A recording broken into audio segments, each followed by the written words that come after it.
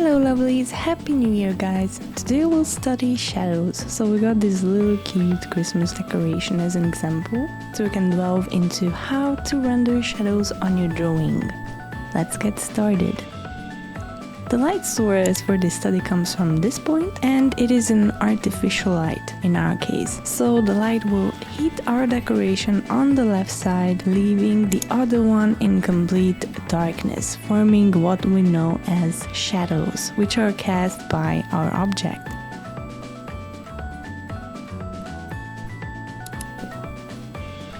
Now let's take this little box and place it down there. Now for this study, the light source is the same of course, and now we'll see the shadows that are casting down, and which means that a part of our box will still have a mix of lights and shadows. They're acting like a border between the two. Now I'll just pick up the box and show you the left side, which is completely light, and the other side which is in darkness. That is what our light is doing to the box.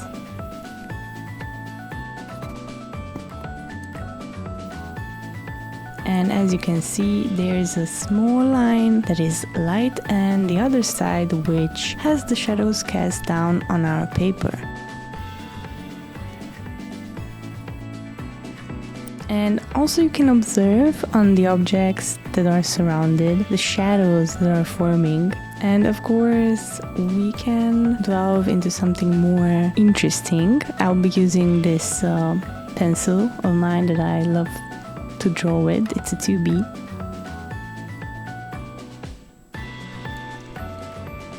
And here, I think I was trying to make the camera focus because the camera was acting very funny. So we'll draw a box because we love boxes. Boxes are easy and are most oftenly used as the best way to study shadows.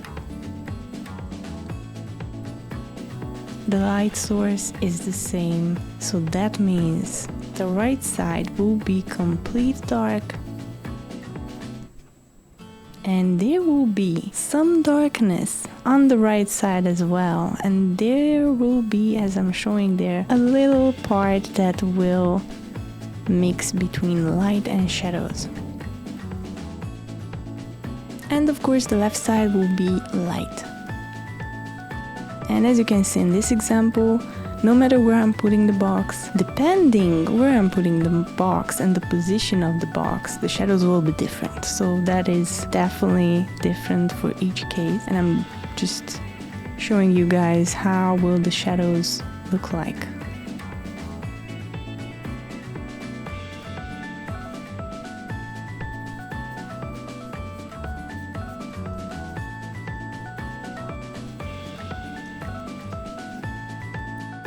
Now we're gonna get into something more practical, so we're gonna draw a circle. I'm using Procreate for today because it is nice, and I'm showing you that you can also draw an ellipse if you don't master the circle drawing yet. It's fine. It's not like I am yet. It's a hard shape to do sometimes.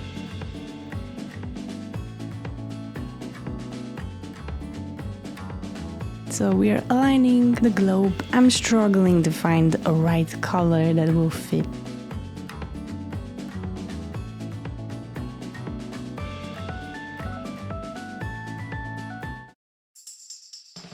So we're gonna start shading. Now, as you can see, we'll go with the softer color, a softer dark red, and we're gonna start shading the right side, and we're gonna go with it until past middle of the circle.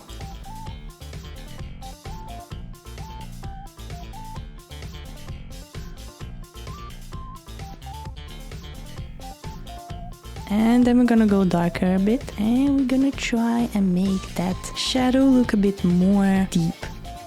I'm gonna try and also blend it in the meantime. If you wanna make this real, we can do it like this. If you guys wanna just do cell shading, it's perfectly fine, you don't have to blend. It really depends on what your style is and how you love to do stuff, so it's nothing like you have to do it this way. and so on. We're gonna go with a darker red. I'm gonna try and make that shadow pop.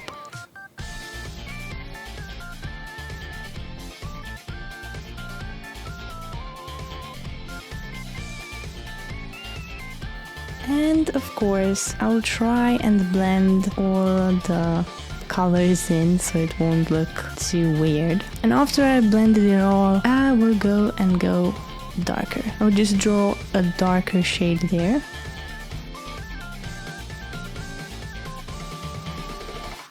Then try and blend it in.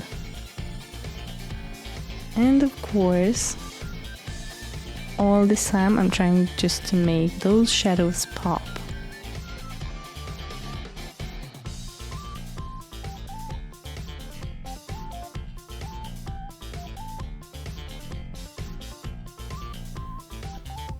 And you can already see the border I was talking about between the shadows and light. It is coming through slowly.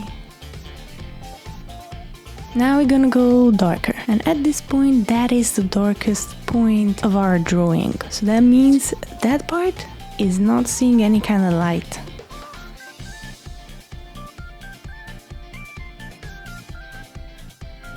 There we go, and now we're gonna blend it all, and as you can see, we have a perfect circle that is blended in, and all that is missing are the lights. So now we're gonna try and get things a bit more light on the left side. So we're gonna go with the lighter version of the red to try and blend those colors in, and lighter of course.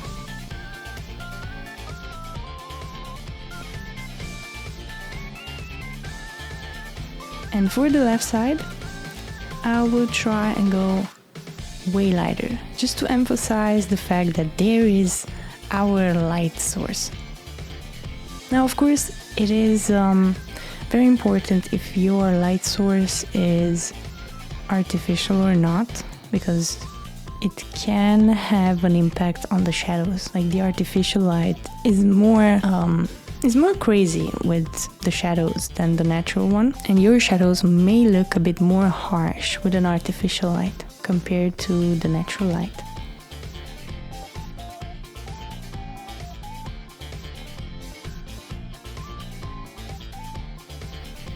And now we're gonna blend in all the dark and light colors. And also, if you're new here, we had a video on how to find your style, so if you want to check that out, you can just click up there on the corner.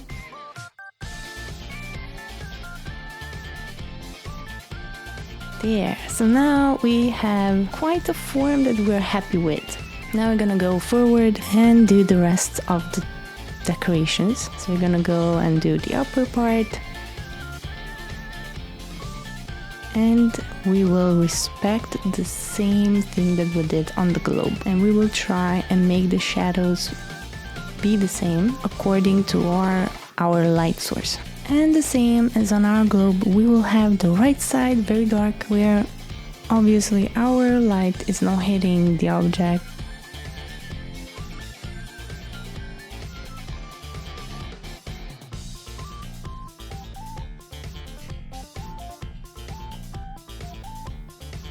And yeah, I'm trying here to explain the two parts of our object, the light side and the dark side. And now I think it is time to add some more decorations to our globe. So I was thinking to do some very interesting stripes on it to make it more, I think, Christmassy. That is the word. So we're gonna just go and fill everything up with the dark side, and of course we're gonna make the light part a bit more differentiated. And no matter if you're doing this digitally or not, you can also do this from the pencil if you're doing traditional art. I used to do this a lot when I was preparing for the architecture school. Of course, there are some ways that you can smudge, and I've had some teachers that were telling me that that is not the way to smudge, but I beg to differ. I love to smudge. I know it's a bit messier, especially if you're smudging with your finger or with a piece of paper, but the outcome is so pretty on paper. So I really encourage you all who want to try to draw to first traditionally and see how nice it comes out. Even if you don't smudge, you don't have to smudge. After I achieved the shape that I want, and of course meaning that I basically modified everything I did, I will start the blending in the shadows and then adding again a darker layer on top and going through the dark and making the shadows pop more. So that means that we'll have to add as much dark colors until we can blend them out so they can look like real shadows, just like that. So after we add the lights to the left part, we will smudge or blend in depending what technique you're using, so you can have a smoother transition between the dark side and the light side. And of course, if you have to add any parts of light or dark, go for it. This is the moment, because after this I will want to make our object pop. So that means that I'll add a bit of sparkles. So this is the time when you might consider adding dark sides or lights to your object or not, and we're gonna just roll another layer and we're gonna start doing the sparkles. Now for our little sparkles, I'm gonna use the brush that is offered by default from Procreate. If you're using Procreate, just go to Elements and choose the snow one and it will do great magic, to be fair. I'm also trying to use darker shades of snow brush on the right side, and I'll go with, you know, lighter versions of it on the left side.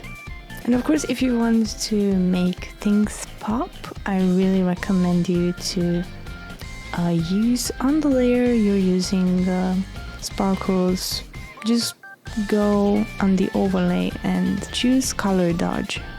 Now if you want the color dodge to be more strong, just go with the default opacity, but if you want it to be a bit more, I don't know, dim or more soft, just go with the 80%, 70%, whatever works for you opacity. And of course we're gonna blend everything out so everything will look smooth and nice.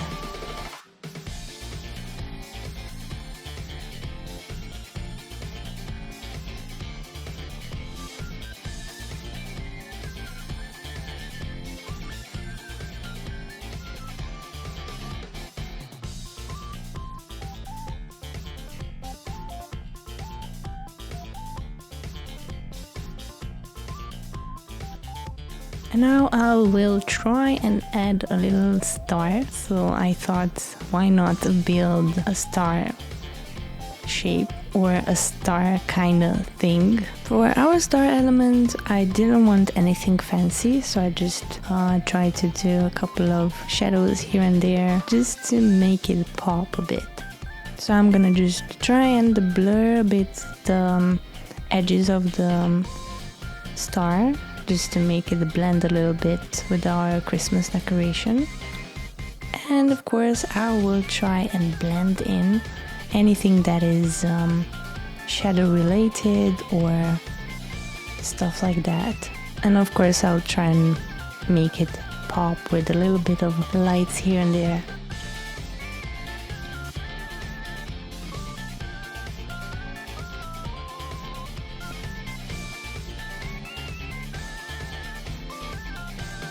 Whenever I am coming close to finishing a drawing, I will just try and revise it and see if I have anything to add to it. So I'll just go with a little bit of lights on top of our decoration just to make it shine a bit. You know, just going for the shine, that's all we do. So I'll go with a slightly wider version and just smudge it in. Now we're gonna choose a blue background and we will go with the snow particles in the background and add some cute stuff to make the drawing pop. Here I was trying to see what Procreate has to offer so you can make the drawing pop a bit, but I decided to stick with 2 elements to the background so we won't make the drawing look a bit too, too much, you know what I mean?